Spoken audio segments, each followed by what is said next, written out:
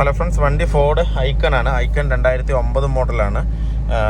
വണ്ടി ഏകദേശം 96,000 കിലോമീറ്റർ ഓടിയിട്ടുണ്ട്. ഇത് വർക്കുകളെല്ലാം കംപ്ലീറ്റ് ആയി. വർക്ക് സൈഡ് പുള്ളിങ് ആയിരുന്നു കസ്റ്റമർക്ക്. അത് സൈഡ് പുള്ളിങ്ങും അതുപോലെ തന്നെ വണ്ടി സ്റ്റിയറിംഗ് തിരിച്ചു വിട്ട് കഴിഞ്ഞാൽ സെൻറ്റർ ആകുന്നില്ല എന്നുള്ളൊരു കംപ്ലയിൻ്റ് ആയിരുന്നു. അപ്പോൾ ജസ്റ്റ് ഒരു ഇൻഫർമേഷൻ പറയാൻ വേണ്ടിയിട്ടാണ് ഞാൻ ഈ വീഡിയോ എടുക്കുന്നത്. അപ്പോൾ നമ്മൾ നേരത്തെ സർവീസ് ചെയ്തിട്ടുണ്ട്. 2000 കിലോമീറ്റർ മുന്നേ സർവീസ് ചെയ്തിട്ടുണ്ട്. സർവീസ് ചെയ്ത് ലോവർ റാമിൻ്റെ ബുഷും ഇതിനകത്ത് മാറ്റിയിട്ടുണ്ട്. ലോവർ റാം അസംബ്ലി ആയിട്ട് മാറ്റിയില്ല, ലോവർ റാമിൻ്റെ ബുഷ് മാത്രമായിട്ടാണ് ഇതിനകത്ത് മാറ്റിയത്. അപ്പം മാറ്റിയതിന് ശേഷമാണ് കസ്റ്റമർക്ക് കംപ്ലയിൻറ്റ് വന്നിരിക്കുന്നത്. ഓടിക്കുമ്പോൾ നേരത്തെ നമ്മൾ സർവീസിന് ഓടിക്കുമ്പോഴും കംപ്ലയിൻ്റ് ഇല്ല. ഞാൻ ഓടിച്ച് നോക്കിയതാണ്. സൈഡ് പുള്ളിങ്ങോ അതുപോലെ സ്റ്റിയറിങ്ങിൻ്റെ സെൻറ്ററിൻ്റെ ഈ പ്രശ്നമോ കാര്യങ്ങളോ ഒന്നും ഉണ്ടായിരുന്നില്ല. അപ്പോൾ നമ്മൾ നോർമലി സ്വിഫ്റ്റിന് അങ്ങനെയുള്ള എല്ലാ വണ്ടികൾക്കും ചെയ്യുന്നത് പോലെ ലോവർ റാമിൻ്റെ ബുഷ് ഇതിനകത്തൊക്കെ ഹെവി ആയിട്ട് കട്ടായിട്ടുണ്ടായിരുന്നു. കട്ടായിരുന്നപ്പോൾ നമ്മൾ അപ്രൂവൽ എടുത്തിട്ട് ലോവർ റാമിൻ്റെ അസംബ്ലിയുടെ മാറ്റണം എന്നുള്ള രീതിക്ക് പറഞ്ഞു. പിന്നെ ബുഷും മാറ്റാമെന്ന് പറഞ്ഞു. അപ്പോൾ ബുഷ് മാത്രം മാറ്റിയാൽ മതി എന്നുള്ള രീതിക്ക് ബുഷിന് ആകെ 800 രൂപ വരുന്നുള്ളൂ. ബുഷ് മാത്രം മാറ്റിയാൽ മതി എന്ന് പറഞ്ഞു. ബുഷ് മാത്രം നമ്മൾ ചേഞ്ച് ചെയ്ത് കയറ്റിയതിന് ശേഷമാണ് ഈ കംപ്ലയിൻറ്റ്. അപ്പോൾ ചില വണ്ടികൾക്ക് നമുക്ക് ഈ ബുഷ് അടിച്ച് കയറ്റിയാലും കംപ്ലയിൻറ്റ് ശരിയാവില്ല. അത് പറയാൻ വേണ്ടിയിട്ടാണ് ഞാൻ ഈ വീഡിയോ തന്നെ എടുക്കുന്നത്. അപ്പോൾ എപ്പോഴും നമ്മൾ ലോവർ റാമിൻ്റെ സ്വിഫ്റ്റിനൊക്കെ ആണെന്നുണ്ടെങ്കിൽ ഇതുവരെ കംപ്ലയിൻറ്റ് ഇന്നവരെ കിട്ടിയിട്ടില്ല. ബുഷ് മാറ്റിക്കഴിഞ്ഞാൽ കറക്റ്റായി സീറ്റിംഗ് ആയിരുന്നുള്ളൂ. ബാക്കിയുള്ള വോൾസ്വാഗൻ പോളോ, വെൻഡോ, അതുപോലെ റാപ്പിഡ് അങ്ങനെയുള്ള വണ്ടികൾ, ഇത് ഫോർഡ്, ഇതിപ്പോൾ ആദ്യത്തെ അനുഭവമാണ്. ഫോർഡ് ഐക്കൺ, ഫിഗോ, ഫിയസ്റ്റ, ഇതിനൊന്നും ലോവർ റാം ബുഷ് പ്രസ് ചെയ്യുന്നത് അത്ര വലിയ സക്സസ് ആവില്ല. പോളോയ്ക്കൊക്കെ എനിക്ക് കിട്ടാറുണ്ട്. ഇപ്പോൾ ബുഷ് പ്രസ് ചെയ്താലും ബുഷ് അതൊന്ന് തള്ളി പുറത്ത് ചാടിപ്പോയി ലോവർ റാം വേറെ, ബുഷ് വേറെ നിൽക്കും. വീലൊന്നും അഴിഞ്ഞു പോകില്ല, പക്ഷേങ്കിൽ പുറത്ത് ചാടി നിൽക്കും. ആ ഒരു കംപ്ലയിൻറ്റ് നേരത്തെ എനിക്ക് കിട്ടിയിട്ടുണ്ട്. അതുകൊണ്ട് അത് ഞാൻ ഇപ്പോൾ ലോവർ റാം ബുഷ് പ്രസ് ചെയ്യുന്നില്ല. വന്നു കഴിഞ്ഞാൽ ലോവർ റാം അസംബ്ലിയോടുകൂടി മാറുക ചെയ്യുക. അപ്പോൾ ഇത് നിൽക്കുന്ന വിചാരിച്ചിട്ടാണ് നമ്മൾ ചെയ്ത്. പക്ഷേങ്കിൽ ആ ബുഷ് പൊട്ടിപ്പോയി, ഇളകിപ്പോയതല്ല, പൊട്ടിപ്പോയി. ഒരു 100 കിലോമീറ്റർ ഓടുമ്പോൾ തന്നെ വണ്ടി പൊട്ടിപ്പോയി. ഒരു ഹമ്പ് ചാടിയതും പൊട്ടി. പിന്നെ സൈഡ് പുള്ളിങ് ആയി, ആകെ ബുദ്ധിമുട്ടായി. പിന്നെ കസ്റ്റമർ കൊണ്ടുവന്ന് നോക്കുമ്പോൾ ഇതായിരുന്നു കംപ്ലയിൻറ്റ്. എന്നിട്ട് ഞാൻ വീണ്ടും ഒരു ബുഷ് ഞാൻ മേടിച്ചിട്ട് ചിലപ്പോൾ ഒരു കട്ടർ ചാടി എന്ന് പറഞ്ഞത്.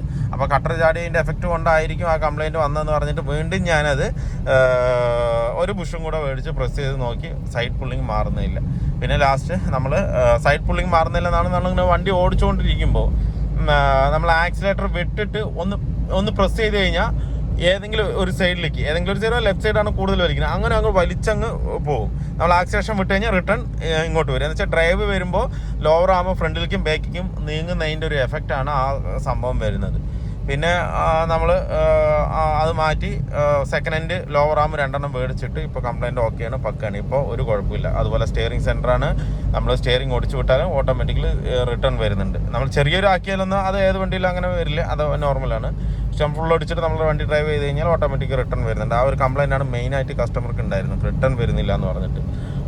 അപ്പോൾ കാര്യം പറഞ്ഞ് നമ്മൾ വ്യക്തമാക്കി കൊടുത്തു. പിന്നെ ലോവർ ആം 2 സെക്കൻഡ് ഹാൻഡ് എടുത്ത്, ബുഷൊക്കെ നല്ല ബുഷുള്ള സെക്കൻഡ് ഹാൻഡ് എടുത്ത് ഇട്ട് കറക്റ്റ് അലൈൻമെൻറ്റൊക്കെ ആക്കി സെൻറ്ററാക്കി സെറ്റ് ചെയ്ത് ഇപ്പോൾ ഓടിച്ച് നോക്കുമ്പോൾ കംപ്ലയിൻറ്റ് പക്ക ഓക്കെയാണ്. അത് മാത്രമല്ല, ഇതിൽ വേറൊരു കംപ്ലയിൻറ്റ് ഉണ്ടായിരുന്നത് നോസിൽ പുറത്തുനിന്ന് എവിടെയോ നേരത്തെ സർവീസ് ചെയ്തിട്ടുണ്ട്. അത് തമിഴ്നാട്ടിലെ വണ്ടിയാണ്, പുറത്തുനിന്ന് ചെയ്തിട്ടുണ്ട്. ഇപ്പോൾ ചെയ്തിട്ട് ഏകദേശം ഒരു 10,000 കിലോമീറ്റർ ഓടിച്ചിട്ടുണ്ടാവും. മറുപടിയും ആ സൗണ്ടും മിസ്സിങ്ങും ഹെവി ആയിട്ട് വരാൻ തുടങ്ങി. എന്താ വെച്ച് കഴിഞ്ഞാൽ ചിലപ്പോൾ ചെയ്ത നോസിലായിരിക്കില്ല കംപ്ലയിൻറ്റ് വന്നിരിക്കുന്നത്. അത് നമുക്ക് കറക്റ്റായിട്ട് അതിനകത്ത് നോക്കിയിട്ട് അറിയാനും പറ്റുന്നില്ല. അപ്പോൾ ആ ഒരു കംപ്ലയിൻറ്റും കൂടെ ഉണ്ടായിരുന്നു. അപ്പോൾ 4 നോസിൽ അഴിച്ച് 2 നോസിൽ അതിൽ ഫോൾട്ടായിരുന്നു. ഒരു നോസിൽ കംപ്ലീറ്റ് ആയിട്ട് ഡെഡായി പോയി. പിന്നെ അടുത്ത നോസിൽ വീക്കാണ്. അപ്പോൾ നമ്മൾ ആ വീക്കുള്ള നോസിലും അങ്ങനെ പിടിച്ച് കയറ്റി കഴിഞ്ഞ് കഴിഞ്ഞാൽ വീണ്ടും ആ കംപ്ലയിൻറ്റ് റിപ്പീറ്റ് നമുക്ക് കുറച്ച് ഓടിച്ച് കഴിഞ്ഞാൽ വീണ്ടും വരും.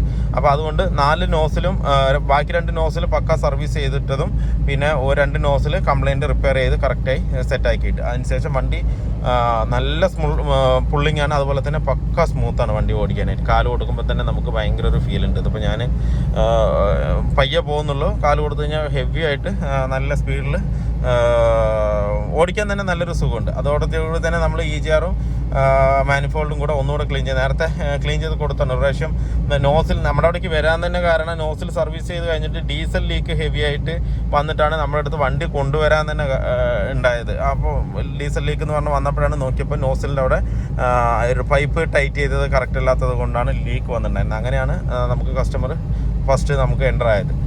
അത് ക്ലിയർ ചെയ്ത് വിട്ടു. ആ സമയത്ത് തന്നെ ഈ ജാർ ഞാൻ ക്ലീൻ ചെയ്ത് വിട്ടാണ്. പിന്നെ ഇപ്പോഴും നമുക്ക് അഴിക്കേണ്ട ഒരു അവസ്ഥ വന്നപ്പോൾ ഞാൻ വീണ്ടും അത് ക്ലീൻ ചെയ്തെന്ന് വെച്ച് കഴിഞ്ഞാൽ കാർബൺ പെട്ടെന്ന് കയറും അതിനകത്ത്. ബ്ലോക്കല്ല, കാർബൺ കയറി നിൽക്കണ്ടായിരുന്നു. അതും കൂടെ ക്ലീൻ ചെയ്ത് സെറ്റായി കഴിഞ്ഞിട്ടുണ്ട്. അതുപോലെ തന്നെ എയർ ഫ്ലോ സെൻസറും അതിൻ്റെ കൂടെ തന്നെ ഞാൻ ക്ലീൻ ചെയ്ത് വിട്ടു. ഞാൻ നോസിൽ സർവീസ് ചെയ്ത് കഴിഞ്ഞ് കഴിഞ്ഞാൽ വണ്ടി അവർ ഓടിക്കുമ്പോൾ തന്നെ ഒരു വ്യത്യാസം അവർക്ക് ഫീൽ ചെയ്യണം. അതുകൊണ്ട് ആ എയർ ഫ്ലോ സെൻസറും ഒന്ന് ക്ലീൻ ചെയ്ത് സെറ്റാക്കിയപ്പോൾ വണ്ടി ഭയങ്കര സ്മൂത്തായി. സൗണ്ടോ കാര്യങ്ങളോ ഒന്നുമില്ല. നേരത്തെ എന്ന് പറഞ്ഞാൽ കീച്ച് സൗണ്ടും അതുപോലെ നല്ല മിസ്സിങ്. ഐഡിലിങ്ങനെ നിൽക്കുമ്പോൾ കൊട്ട എന്ന് പറഞ്ഞാൽ അടിച്ചുകൊണ്ടിരിക്കുകയായിരുന്നു. അപ്പോൾ ഫിയസ്റ്റ, ഫിഗോ ഇങ്ങനെയുള്ള ഫോർഡ് വണ്ടികൾക്കൊക്കെ നോസിലിൻ്റെ ഫോൾട്ട് മെയിനാണ്, കംപ്ലൈൻറ്റ് എപ്പോഴും വരും. അതുപോലെ തന്നെ വോൾസ്വാഗൻ പോളോ, വെൻഡോ ഇതൊക്കെ സെക്കൻഡ്സ് എടുക്കുകയാണെന്നുണ്ടെങ്കിലും ഇതും കസ്റ്റമർ സെക്കൻഡ്സ് എടുത്താണ്. സെക്കൻഡ്സ് എടുക്കുകയാണെന്നുണ്ടെങ്കിൽ 1,00,000 മുകളിൽ പോയിട്ടുണ്ടെന്നുണ്ടെങ്കിൽ നിങ്ങൾ അതിനനുസരിച്ച് റേറ്റ് സംസാരിച്ചിട്ടേ എടുക്കാൻ പറ്റുള്ളൂ. നോസിലിൻ്റെ ഫോൾട്ട് എന്തായാലും വരും. ഫിയസ്റ്റ, ഫിഗോ, മറ്റേ പോളോ, വെൻഡോ ഇതൊക്കെ നമ്മൾ യൂസർ എടുക്കുകയാണെന്നുണ്ടെങ്കിൽ, ഇപ്പോൾ ഡീസൽ വണ്ടി എടുക്കുകയാണെന്നുണ്ടെങ്കിൽ നോസിലിൻ്റെ ഒരു കോസ്റ്റും കൂടെ നമ്മൾ അതിൽ കണ്ടിട്ട് വേണം എടുക്കാനായിട്ട്. ഫിയസ്റ്റയുടെ ഒക്കെ എടുക്കുകയാണെന്നുണ്ടെങ്കിൽ ഒരു നോസിലിന് 11,000 ചില്ലാൻ രൂപ വരുന്നുണ്ട്. ഒരു 50,000 രൂപയോളം വരും മാറ്റിയെടുക്കുമ്പോൾ. അപ്പോൾ ആ ഒരു പ്രൈസ് നമ്മൾ മനസ്സിൽ കണ്ടിട്ട് വേണം ഫിയസ്റ്റ, ഐക്കൺ അങ്ങനെയുള്ള വണ്ടികളൊക്കെ എടുക്കാൻ. പോളോ ഒക്കെ ആണെന്നുണ്ടെങ്കിലും നമുക്ക് ഏകദേശം നല്ല റേറ്റ് വരുന്നുണ്ട്. 18,000 രൂപ 16,000 രൂപ എങ്ങോട്ട് വരുന്നുണ്ട് ഒരു നോസിലിന്. അപ്പോൾ അതൊക്കെ കണ്ടിട്ട് വേണം ഡീസൽ വണ്ടി എടുക്കാനായിട്ട്. മീറ്റർ തിരിച്ചിട്ടുണ്ടെന്നുണ്ടെങ്കിൽ നമുക്ക് അറിയില്ല, പക്ഷേ വണ്ടിയുടെ കോലവും വണ്ടിയുടെ എഞ്ചിൻ്റെ കോലവും കണ്ടിട്ട് നമ്മൾ മനസ്സിലാക്കിയിട്ട് വേണം അത് എടുക്കാനായിട്ട്. പൊതുവേ ഡീസൽ വണ്ടി സെക്കൻഡ്സ് എടുക്കുകയാണെന്നുണ്ടെങ്കിൽ സൂക്ഷിച്ചിൽ എടുത്തിട്ടില്ലെങ്കിൽ പണി എന്തായാലും 8ൻ്റെ പണി കിട്ടും. 8ൻ്റെ പണി കിട്ടുന്ന പോക്കറ്റിൽ പൈസ ഇറങ്ങി പോകുന്നത് അറിയില്ല. നമ്മൾ ഓരോന്ന് ചെയ്ത് വരുമ്പോൾ ഓരോന്ന് കംപ്ലൈൻറ്റ് വരും. നമ്മൾ ചിലപ്പോൾ ഇന്ന് കൊണ്ടുവന്ന് സർവീസ് ചെയ്യാൻ അതിനുള്ള കാര്യങ്ങളൊക്കെ ചെയ്തിട്ടുണ്ടാവും. പക്ഷേങ്കിൽ നാളത്തേക്ക് വീണ്ടും ഫോൾട്ട് വരാൻ, കംപ്ലൈൻറ്റ് വരാൻ ചാൻസ് കൂടുതലാണ് ഡീസൽ വണ്ടികൾക്ക്. അതുപോലെ പാർട്സുകൾക്ക് റേറ്റ് കൂടുതലാണ്, സർവീസ് കോസ്റ്റ് കൂടുതലാണ്. അതിലെന്ന് പറഞ്ഞു കഴിഞ്ഞാൽ ഒരുപാട് പാർട്സുകളുണ്ട് അതിനകത്ത് വരുന്നുണ്ട്. ഒക്കെ ഓരോന്ന് ചേഞ്ച് ചെയ്ത് വരുമ്പോൾ നല്ലൊരു എമൗണ്ട് നമ്മുടെ പോക്കറ്റിൽ നിന്ന് കാലിയാകാൻ സാധ്യതയുണ്ട്. അപ്പോൾ ഡീസൽ വണ്ടി എപ്പോഴും എടുക്കുമ്പോൾ സെക്കൻഡ്സ് എടുക്കുമ്പോൾ നോക്കിയെടുത്താൽ മതി. എപ്പോഴും സെക്കൻഡ്സ് എടുക്കുമ്പോൾ കുറഞ്ഞത് 1,00,000 താഴെ കിലോമീറ്റർ ഓടിയ വണ്ടി മാത്രം എടുക്കാനായിട്ട് ശ്രദ്ധിക്കുക. അങ്ങനെ ആകുമ്പോൾ വലിയ കുഴപ്പമില്ല. അതുമാത്രമല്ല മീറ്റർ തിരിച്ചാൽ നമുക്കൊന്നും ചെയ്യാൻ പറ്റില്ല. അതുകൊണ്ട് ഡീസൽ വണ്ടി എടുക്കുന്നത് നോക്കി സൂക്ഷിച്ച് എടുത്താൽ മതി. എന്താ വെച്ചാൽ ഡീസൽ വണ്ടി അങ്ങനെ എടുക്കണമെന്നുണ്ടെന്നുണ്ടെങ്കിൽ പുതിയ വണ്ടി എടുത്താലും കുഴപ്പമില്ല. പുതിയത് പറഞ്ഞു കഴിഞ്ഞാൽ പുതിയ മോഡൽ 2018, 17 ആ റേഞ്ചിലുള്ള മോഡലുള്ള വണ്ടി എടുത്താലും വലിയ കുഴപ്പമില്ല. എന്താണെന്ന് വെച്ച് കഴിഞ്ഞാൽ അത് വലിയ കിലോമീറ്റർ ഓടിയിട്ടുണ്ടല്ലോ. ഈ 12, 11 ആ മോഡൽ വണ്ടികളൊക്കെ എടുത്തിട്ട് അവർ പറയുമ്പോൾ ഇത് 1,00,000 കിലോമീറ്റർ ഓടിയിട്ടുള്ളൂ, അല്ലെങ്കിൽ 80 ഓടിയിട്ടുള്ളൂ. 2013 വണ്ടിയൊന്നും 1,00,000 ഒന്നും ആയിരിക്കില്ല. അതിൻ്റെ കൂടുതൽ എന്തായാലും ഓടിയിട്ടുണ്ടാവും ഡീസൽ വണ്ടികൾ. അതുമാത്രമല്ല കൂടുതൽ ഓട്ടോ ഉള്ള ആൾക്കാർ മാത്രം ഡീസൽ വണ്ടി എടുക്കുക, ഇല്ലാന്നുണ്ടെങ്കിൽ പെട്രോൾ വണ്ടി എടുക്കുന്നതായിരിക്കും ലാഭം. ഡീസൽ വണ്ടി എപ്പോഴും സർവീസ് കോസ്റ്റും കാര്യങ്ങളും എന്തായാലും കൂടുതൽ തന്നെയാണ്. ഓരോരോ പാർട്സിൻ്റെ റേറ്റും പക്ക കൂടുതലാണ്. അപ്പോൾ അതുകൊണ്ട് സെക്കൻഡ് ഹാൻഡ് വണ്ടി എടുക്കുകയാണെന്നുണ്ടെങ്കിൽ പ്രിഫർ ചെയ്യുന്നത് പെട്രോൾ വണ്ടിയാണ്. അത് നമുക്ക് മെയിൻ്റനൻസ് കോസ്റ്റ് കുറവായിരിക്കും. എന്തെങ്കിലും ചെറിയ കാര്യങ്ങൾ ചെയ്തിട്ട് നമുക്ക് ഓടിച്ചിടക്കാൻ പറ്റും. ഡീസൽ വണ്ടി അങ്ങനെ പറ്റില്ല. ചെയ്താൽ പറ്റൂ, പൈസ ഇങ്ങനെ ഇറങ്ങിക്കൊണ്ടേയിരിക്കും. അതാ പറഞ്ഞത്. അപ്പോൾ ഏത് വണ്ടി എടുക്കുകയാണെങ്കിലും പെട്രോൾ വണ്ടി സെക്കൻഡ്സ് എടുക്കുക, അതായിരിക്കും ബെറ്റർ. അപ്പോൾ ഇതിലെ വീഡിയോ ഞാനിപ്പോൾ പറഞ്ഞു തന്നത്, ഇങ്ങനെ ഒരു പുള്ളിങ് കാര്യങ്ങൾ വരികയാണെന്നുണ്ടെങ്കിൽ, സൈഡ് പുള്ളിങ് ആക്സിലേഷൻ കൊടുക്കുമ്പോൾ സൈഡ് പുള്ളിങ് വരികയാണെന്നുണ്ടെങ്കിൽ ഒന്നും നോക്കണ്ട, ലോവർ ആമിൻ്റെ പ്രശ്നം കൊണ്ടാണ് അത് വരുന്നത്. അപ്പോൾ ലോവർ ആം പിടിച്ച് അതിനെ മാറ്റി വിട്ടാൽ മതി, കംപ്ലയിൻറ്റ് സോൾവ് ആകും. പിന്നെ ബാക്കി എൻഡോ, ടൈറോഡ് എൻഡോ അല്ലാന്നുണ്ടെങ്കിൽ സ്റ്റിയറിംഗ് പോളത്തിൻ്റെ ഇതൊക്കെ കംപ്ലയിൻറ്റ് വരികയാണെന്നുണ്ടെങ്കിൽ നമുക്ക് സൈഡ് പുള്ളിങ് വരില്ല. സൈഡ് പുള്ളിങ് ഒന്നും ഉണ്ടാവില്ല. സൗണ്ടുകളും കാര്യങ്ങളും സ്റ്റിയറിംഗ് വൈബ്രേഷൻ അങ്ങനെയുള്ളതേ വരുള്ളൂ. സൈഡ് പുള്ളിങ് വരികയാണെന്നുണ്ടെങ്കിൽ ലോവർ ആമിൻ്റെ പ്രശ്നം കൊണ്ടാണ്. എന്താ വെച്ചാൽ ഒരു വീല് ഫ്രണ്ടിലേക്കും ഒരു വീല് ബാക്കിലേക്കും പോകുമ്പോഴാണ് ഈ പ്രശ്നം കൂടുതലായിട്ടും വരിക. അത് മനസ്സിലാക്കാൻ വേണ്ടിയിട്ട് ഞാൻ പറഞ്ഞാണ്. അത് മാത്രമല്ല ഈ ഫോർഡ്, വോൾസ്വാഗൻ ഇങ്ങനെയുള്ള വണ്ടികൾക്ക് ലോവർ ആം ബുഷ് പ്രസ് ചെയ്യാതിരിക്കുക, ലോവർ ആം പിടിച്ച് മാറ്റി വിടുക. ഇനിയിപ്പോൾ നിങ്ങൾ ഏതെങ്കിലും വർക്ക്ഷോപ്പിലേക്ക് പോകുകയാണെങ്കിൽ അവർ ലോവർ ആം ബുഷ് പോയിട്ടുണ്ട്, ലോവർ ആം ബുഷ് മാറ്റണം പറഞ്ഞാലും ലോവർ ആം ആയിട്ട് തന്നെ മാറ്റി വിടുക. ഫോർഡ്, പിന്നെ വോൾസ്വാഗൻ അങ്ങനെയുള്ള വണ്ടികൾക്ക് ലോവർ ആം അസംബ്ലി മാറ്റി വിടുക.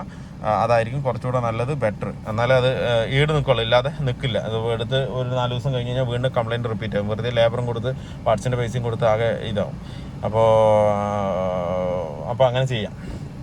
അപ്പോൾ വീഡിയോ എല്ലാവർക്കും ഇഷ്ടമല്ലെങ്കിൽ ലൈക്ക് ചെയ്യുക, ഷെയർ ചെയ്യുക, അതുപോലെ തന്നെ സബ്സ്ക്രൈബ് ചെയ്യുക. സബ്സ്ക്രൈബ് ചെയ്യാതെ തന്നെ വീഡിയോ കാണുന്നെങ്കിൽ ഒന്ന് സബ്സ്ക്രൈബ് ചെയ്ത് സപ്പോർട്ട് ചെയ്യുക. അപ്പോൾ മറ്റൊരു വീഡിയോയിലേക്ക് കാണുന്നവരെല്ലാവർക്കും ബൈ.